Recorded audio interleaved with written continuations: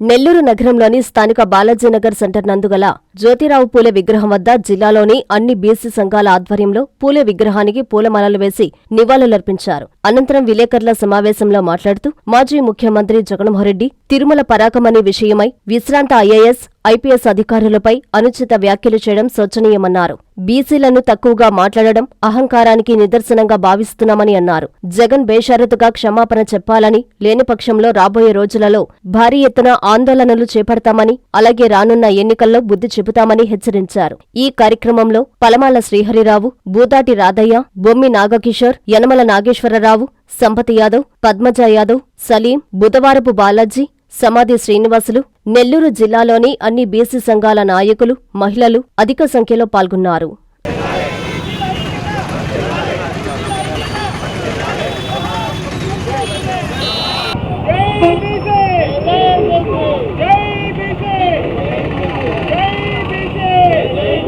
ఈరోజు ముఖ్యమైన 3 విషయాల గురించి మాట్లాడతామండి. ఈరోజు స్వచ్ఛందంగా నిన్న మీడియాలో చూసిన తర్వాత బీసీలు ఈ విధంగా కించపరిచే మాట్లాడాలని చూసి ఈరోజు స్వచ్ఛందంగా ఈరోజు 100 మంది ఇక్కడికి వచ్చినారండి. మాకు ఆర్ కృష్ణయ్య గారు ఉన్నారు, బీసీ జాతీయ ప్రతినిధి, రాజ్యసభ సభ్యులు. ఆయన ఒకటే చెప్తుంటాడంటే బీసీలు అనేవాళ్ళు ఆత్మగౌరవాన్ని చంపుకొని బతకబడలేదు అంటాడండి. యువజన శ్రామిక రైతు కాంగ్రెస్ పార్టీ వ్యవస్థాపకులు, మాజీ ముఖ్యమంత్రి, ప్రస్తుత పులివెందల శాసనసభ్యులు, గౌరవనీయులు, ఆయనకు గౌరవిస్తామండి. బీసీలు అంటే ప్రతి ఒక్కరిని గౌరవించే మనస్తత్వం మాది. నువ్వు ఏం మీడియాలో మాట్లాడినావు? ఐఏఎస్, ఐపీఎస్, ఐఆర్ఎస్, ఐఎఫ్ఎస్ అంటే సివిల్ సర్వీసులో వాళ్ళు ఎంత త్యాగం చేసి ఆ పోస్టులోకి వస్తారు. వాళ్ళని నువ్వు వీడు వాడు అంటావా? అయితే మా ఉన్న నాలెడ్జ్ ఏంటంటే ఆనం వెంకటరమణారెడ్డి గారు తెలుగుదేశం పార్టీ ప్రతినిధి అప్పుడప్పుడు చెప్తుంటాడు, ఇతను ఇంటర్ ఫెయిల్ అయిన వ్యక్తి, ఆయనకి తెలుసండి ఈయన ఏం చదివింది కూడా. నాకు తెలిసి 5వ క్లాసే ఈయన చదివింది కూడా. అందువల్ల వీళ్ళకి నాలెడ్జ్ లేదండి. అంటే మీకోసం మేము 78 సంవత్సరాలు మా బీసీ, ఎస్సీ, ఎస్టీ మైనార్టీలు మిమ్మల్ని మోసినారే, మీరు ఈ విధంగా అవమానంగా మాట్లాడతారా? గతంలో కూడా ఇదే ఉమ్మడి ఆంధ్రప్రదేశ్ ఉన్నప్పుడు ఒక ఐఏఎస్ ఆఫీసర్ ఏపీ జన్కో ఆయన ఛాంబర్లో ఉన్నప్పుడు ఒక ఓసీ ఎమ్మెల్యే గారు ఆయన మీద చేయి వేయటం జరిగిందండి. ఆయనకి మద్దతుగా కూడా ఆ రోజు మేమందరం కూడా ఆయనకి మద్దతుగా ఇక్కడ పనిచేస్తాం. పార్టీలో ఉండేవాళ్ళకు కూడా మేము చెప్పేది ఏంటంటే ఈ విధంగా బీసీలని అవమానపరుస్తున్నారు. మీకు ఎంతవరకు అక్కడ మర్యాద ఉంటుంది? మీరు కూడా బయటికి రండి.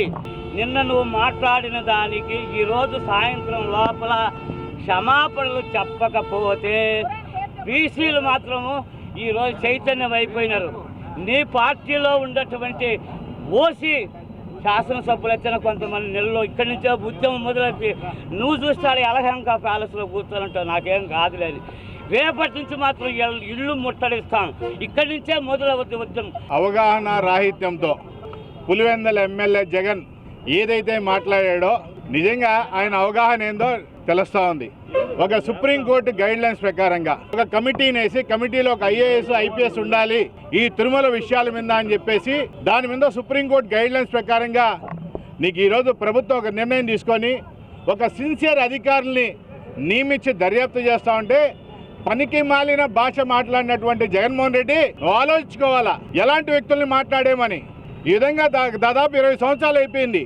కృష్ణయ్య గారు రిటైర్డ్ అయిపోయి నిస్వార్థంగా పనిచేసి సేవలు అందించి రాష్ట్రానికి ముఖ్యమైన సేవలు అందించి ఈరోజు రిటైర్డ్ అయిన తర్వాత కూడా ప్రభుత్వాలు గుర్తించి నామినేటెడ్ పదవుల్లో కూర్చోబెట్టినటువంటి గొప్ప వ్యక్తిని పట్టుకొని నువ్వు మాట్లాడే మాటలు ఏంది అని అడుగుతా ఉన్నాం. ఒక ఐపీఎస్ అధికారిని పట్టుకొని నువ్వు ఏం మాట్లాడుతావు అని అడుగుతా ఉన్నావు. మా కర్మగా అయితే భారతదేశంలో మేము చేసుకున్న దౌర్భాగ్యం ఏంటంటే ప్రపంచం మొత్తం మీద మైనారిటీలు అనే వాళ్ళు అడుక్కుంటారు మెజార్టీ వాళ్ళని. మాకు పట్టిన దరిద్రం ఏంటంటే మెజార్టీ పీపుల్ ఎవరైతే ఉన్నాం బీసీలో మేము మైనార్టీలు అడుక్కుంటున్నాం. రాజ్యాధికారం కోసం అడుక్కునే పరిస్థితి మాకు ఏర్పడింది. రాజ్యాధికారంలో మీరు కూర్చొని మీ దరిద్రాన్ని అంతా మేము చూస్తూ మీ దరిద్రమైన మాటలన్నీ వింటూ ఏ విధంగా ఉండాలని అడుగుతా ఉన్నాం. ఇలాంటి ప్రలాపాలు ఎవడు మాట్లాడినా తోలు తీస్తామని చెప్తూ జగన్మోహన్ రెడ్డి బుద్ధి తెచ్చుకో. నువ్వు ఎవరిని మాట్లాడుతున్నావు ఆలోచించుకో. ఏందే నువ్వు మాట్లాడేది అవినీతి గురించి మాట్లాడుతున్నావు. నువ్వు నీ అధికారంలో నువ్వు ముఖ్యమంత్రిగా ఉన్నప్పుడు, సుబ్బారెడ్డి చైర్మన్ గా ఉన్నప్పుడు విజిలెన్స్ డిపార్ట్మెంట్ ఎంక్వైరీలో ఒక అగ్గిపెట్టికి 12,000 రూపాయలు లెక్కలు రాశారు మీరు. ఒక అగ్గిపెట్టికి 12,000 రూపాయలు టీటీడీలో రాశారు. మీరే మాట్లాడేది అవినీతి గురించి. మీ అన్నీ కూడా నిగ్గు తేల్చేదానికి ఒక నిస్వార్థమైన కమిటీని సుప్రీంకోర్టు ఆదేశిస్తే ఈ పనికి మాలిన భాష మాట్లాడుతున్నావు. కొద్దిగా బుద్ధి ఉండాలి నీకు. మన ఇంట్లో చిన్నాయిని చంపినాడు పట్టుకొని చేదరాలేదు, కానీ ఎవరో ఐఏఎస్ కృష్ణ బంధువుని వేస్తే నీకు వచ్చిందా అని అడుగుతా ఉన్నావు. ఆలోచించుకోవాలి కొద్దిగా మీరు. ఇంకనైనా భాష మార్చుకోవాలి. ఈ భాష మార్చుకోకపోతే రాబోయే కాలంలో నువ్వేదో కంచెలు కట్టుకొని 30 అడుగులు కంచెలు కట్టుకొని జట్లేసి తిరిగితే నేనేం చేయలేరు అనుకుంటున్నావు. ఇప్పుడు 11లో కూర్చోబెట్టారు. రేపు ఒక్కటి కూడా గెలిచే పరిస్థితి ఉండదని చెప్పి తెలియజేసుకుంటూ, నిజంగా మా మనోభావాలు దెబ్బతిన్నాయి. ఇక్కడ ఉన్నటువంటి వైసీపీలో బీసీ నాయకులు ఎవరైతే గతంలో మంత్రులుగా పనిచేశారో వాళ్ళందరూ కూడా జగన్ చేత చెప్పాలి క్షమాపణ. లేదంటే మీరు కూడా రాజీనామాలు చేసి రండి జనంలోకి. ఈరోజు ఒకటే అడుగుతున్నాం వైఎస్ జగన్మోహన్ రెడ్డి గారిని. వైఎస్ జగన్మోహన్ రెడ్డి గారు గతంలో మీ గవర్నమెంట్ ఉన్నప్పుడు 100 మంది ఐఏఎస్ అధికారులని, ఐపీఎస్ అధికారులని పెట్టుకున్నారు. ఈరోజు మా బీసీ ముద్దుబెట్ట అయినటువంటి ఐఏఎస్ అధికారి అయినటువంటి మన కృష్ణయ్య గారిని మీరు అనవసరంగా ఏదేదో పిచ్చి పిచ్చి మాటలు వాడు వీడు అనే విధంగా, అదేవిధంగా గోపీనాథ్ను కూడా మీరు, జట్టి గోపీనాథ్ను కూడా మీరు ఇలా మాట్లాడటం చాలా దారుఢ్యం.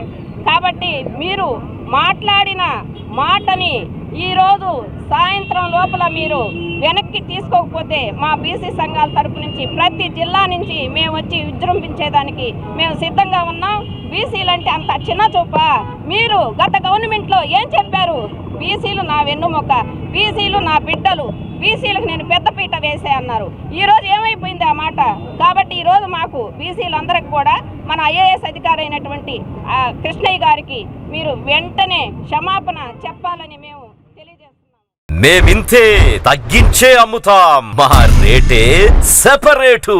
శుభమస్తు షాపింగ్ మాల్. కస్టమర్ల కోసం 10 మెట్లైనా దిగుతాం, డిజైన్ల కోసం దేశమంతా తిరుగుతాం. ఎక్కడా దొరకని వెరైటీలు తెచ్చేస్తాం, ధరను కోసేస్తాం, మీకు అమ్మేస్తాం.